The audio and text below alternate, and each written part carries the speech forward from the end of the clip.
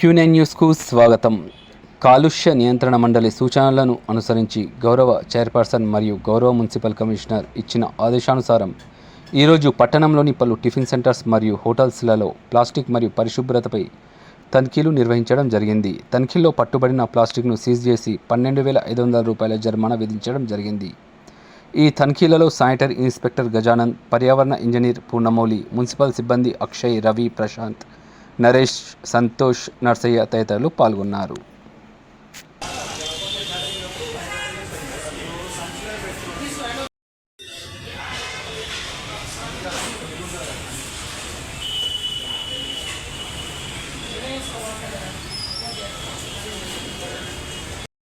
ఎప్పటికప్పుడు వార్తలను వీక్షించేందుకు Q9 news ని సబ్స్క్రైబ్ చేసుకోండి, లైక్ చేయండి, షేర్ చేయండి.